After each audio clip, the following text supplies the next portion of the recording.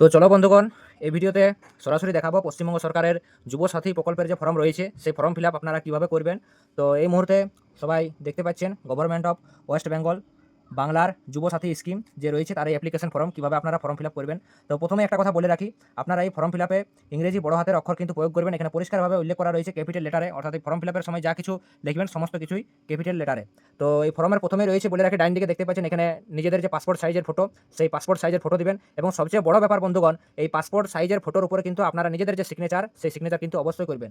তারপরে চলে আসি দুয়ারে সরকার রেজিস্ট্রেশন নাম্বার প্রথমেই রয়েছে। তো এখানে দুয়ারে সরকার রেজিস্ট্রেশন নাম্বার, এটা আপনারা যে ক্যাম্প রয়েছে সেই ক্যাম্প থেকে কিন্তু আপনারা এই রেজিস্ট্রেশন নাম্বারটা পেয়ে যাবেন। এবং ঠিক তারপরে রয়েছে আধার নাম্বার। এখানে বলে রাখি যে আপনাদের যে আধার নাম্বার রয়েছে, নির্দিষ্ট যে আধার নাম্বার, সেই আধার নাম্বার আপনারা দিবেন। এবং ঠিক তারপরে রয়েছে আপনার নাম, অর্থাৎ এখানে আপনার যে নাম সেই নাম কিন্তু দেবেন। তো আমি আমার নামটা লিখছি, আপনার নাম দেবেন। এবং ঠিক যে আপনার যে টাইটেল রয়েছে সেই টাইটেলের মাঝে কিন্তু এক ঘর যে গ্যাপ, সেই গ্যাপ রাখবেন। ঠিক তারপরে রয়েছে মোবাইল নাম্বার। এখানে আপনারা আপনাদের যে মোবাইল নাম্বারটা রয়েছে, বিশেষ করে যে মোবাইল নাম্বারটা এখানে পরিষ্কারভাবে লেখা রয়েছে ব্যাঙ্ক অ্যাকাউন্টের সাথে যুক্ত রয়েছে যে মোবাইল নাম্বারটা আপনাদের, ঠিক সেই মোবাইল নাম্বারটা এখানে দিবেন। এবং ঠিক তার নিচে রয়েছে ইমেল আইডি। আপনাদের যদি ইমেল আইডি থাকে তাহলে আপনারা দিবেন, এবং যদি না থাকে তাহলে নাও দিতে পারেন, কারণ এটা কোনো বাধ্যতামূলক নয়। এখানে তাই পরিষ্কারভাবে লেখা রয়েছে যদি থাকে। তারপরে আপনাদের যে জেন্ডার রয়েছে, পুরুষ, মহিলা নাকি অন্যান্য, এখানে আপনারা টিক মার্ক করবেন। তারপরে রয়েছে জন্ম তারিখ। এখানে আপনাদের যে ডেট অফ বার্থ, জন্ম তারিখ, তা এখানে দিবেন। এবং ঠিক এই জন্ম তারিখের পাশে রয়েছে 1/4/2026, অর্থাৎ আপনার জন্ম তারিখ থেকে এখন পর্যন্ত বর্তমান পর্যন্ত আপনার মোট বয়স কত রয়েছে সেটা আপনি এখানে উল্লেখ করবেন। ঠিক তার পরে নিচে রয়েছে আপনার পিতার নাম। পিতার নাম ঠিক নিজের নাম আপনি যেভাবে দিয়েছেন সেভাবে আপনি আপনার এখানে পিতার নাম দেবেন। তারপরে রয়েছে মাতার নাম, মায়ের নাম দেবেন। এবং ঠিক নিচে রয়েছে যদি আপনি বিবাহিত হয়ে থাকেন তাহলে স্বামীর নাম, অথবা আপনি যদি পুরুষ হয়ে থাকেন তাহলে আপনি আপনার স্ত্রীর নাম দিতে পারেন। তারপরে রয়েছে আপনাদের ক্যাটাগরি, আপনি ওবিসি, এসটি নাকি এসসি। যদি আপনি ওবিসি হন বা আপনি যদি এসটি হন, তার যে সার্টিফিকেট নাম্বার রয়েছে সেই সার্টিফিকেট নাম্বার আপনারা নিচে দেবেন। আর এক্ষেত্রে বলে রাখি, যারা বিশেষ করে জেনারেল তাদের এখানে কিন্তু কোনো নাম্বার দেওয়ার প্রয়োজন নেই। শুধুমাত্র যারা এসটি, এসসি, ওবিসি রয়েছে তারা বিশেষ করে এই যে তাদের সার্টিফিকেটে যে নাম্বার রয়েছে সেই সার্টিফিকেট নাম্বারটা কিন্তু অবশ্যই দেবেন। এবং ঠিক তারপরে রয়েছে বৈবাহিক অবস্থা, অর্থাৎ আপনি কি বিবাহিত নাকি অবিবাহিত। এখানে আপনি যদি অবিবাহিত হন তাহলে অবিবাহিত জায়গায় টিক মার্ক করবেন, আপনি যদি বিবাহিত হন তাহলে বিবাহিত জায়গায় টিক মার্ক করবেন, এবং আপনি যদি বিচ্ছিন্ন হন তাহলে এই বিচ্ছিন্ন জায়গায় আপনি টিক মার্ক করবেন। ঠিক তারপরে রয়েছে কন্ট্যাক্ট ডিটেলস, অর্থাৎ আপনার সমস্ত কিছু যাবতীয় ঠিকানা কিন্তু এই ছকে পূরণ করতে হবে। এখানে প্রথমে রয়েছে বাড়ির নাম্বার। আপনার যদি বাড়ির নাম্বার থাকে তাহলে আপনি এখানে বাড়ির নাম্বার দেবেন। এবং ঠিক তারপরে রয়েছে দেখুন গ্রাম, শহর এবং নগর, অর্থাৎ আপনার গ্রামের নাম কি, বা আপনি যদি শহরে থাকেন তো আপনার শহরের নাম কি, সেই নাম কিন্তু আপনারা এখানে দিবেন। এরপরে রয়েছে পোস্ট অফিস, অর্থাৎ আপনাদের পোস্ট অফিস কোথায়, তো আপনাদের যে পোস্ট অফিস, এই পোস্ট অফিসের নাম কিন্তু আপনারা এখানে উল্লেখ করবেন। ঠিক তারপরে রয়েছে আপনাদের গ্রাম পঞ্চায়েত। যদি আপনারা গ্রামে থাকেন তাহলে অবশ্যই কিন্তু গ্রাম পঞ্চায়েতের নাম উল্লেখ করবেন। আর যদি আপনারা শহরে বসবাস করেন তাহলে অবশ্যই আপনাদের যে ওয়ার্ড নাম্বার রয়েছে সেই ওয়ার্ড নাম্বার আপনারা দিবেন। ঠিক তারপরে রয়েছে আপনাদের যে ব্লক বা পৌরসভা, আপনারা কোন ব্লকের অন্তর্গত পড়ছেন অবশ্যই সেটা এখানে উল্লেখ করবেন। যদি কেউ কাশীপুর হয় তাহলে সে কাশীপুর লিখবে, যদি কেউ রঘুনাথপুর হয় তাহলে সে রঘুনাথপুর উল্লেখ করবে। এবং ঠিক তার নিচে রয়েছে পুলিশ স্টেশন।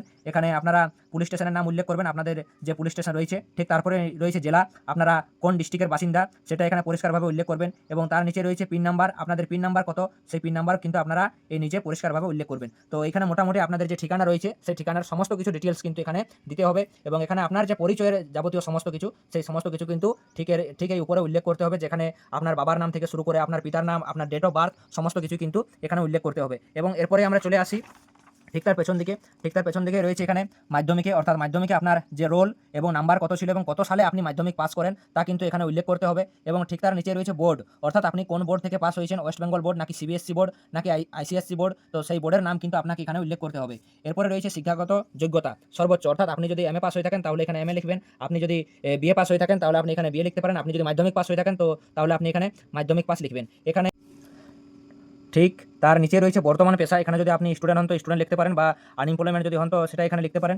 এবং ঠিক তার নিচে রয়েছে একেবারে যে ছকটা দেখতেই পাচ্ছ, এটা হচ্ছে ব্যাংকের ডিটেলসে। আপনার ব্যাংকের যাবতীয় ডিটেলস কিন্তু এখানে আপনারা দিবেন। এখানে প্রথমে রয়েছে ব্যাংকের নাম, আপনার এইচডিএফসি ব্যাংক রয়েছে নাকি এসবিআই ব্যাংক, সেই ব্যাংকের নাম আপনারা এখানে উল্লেখ করবেন। ঠিক তার নিচে রয়েছে ব্যাংকের শাখা, অর্থাৎ ব্যাংকের শাখা কোথায় আপনারা ব্যাংক অ্যাকাউন্টটি খুলিয়েছেন সেই সমস্ত কিছু কিন্তু এখানে উল্লেখ করবেন। এবং ঠিক তার নিচে রয়েছে ব্যাংক অ্যাকাউন্ট নাম্বার, অর্থাৎ আপনার ব্যাংক অ্যাকাউন্টের নাম্বার কি রয়েছে সেই নাম্বারটা আপনারা উল্লেখ করবেন। আর তারপরে রয়েছে আইএফএসসি কোড, এবং ঠিক তার নিচে অনুযায়ী আইএফএসসি কোড আপনারা উল্লেখ করবেন। বলে রাখি বন্ধুগণ, ব্যাংকের বইয়ের যে প্রথমের যে পেজ রয়েছে সেখানেই কিন্তু তোমরা এই চারটির পুরোপুরি ডিটেলস কিন্তু পেয়ে যাবে। ব্যাংকের নাম, ব্যাংকের শাখা, ব্যাংক অ্যাকাউন্ট নাম্বার এবং আইএফএসসি কোড। ঠিক তারপরে রয়েছে অন্য কোনো সরকারি সাহায্য পান কিনা, রাজ্য সরকার প্রদত্ত শিক্ষাগত সুবিধা বা বৃত্তি ছাড়া।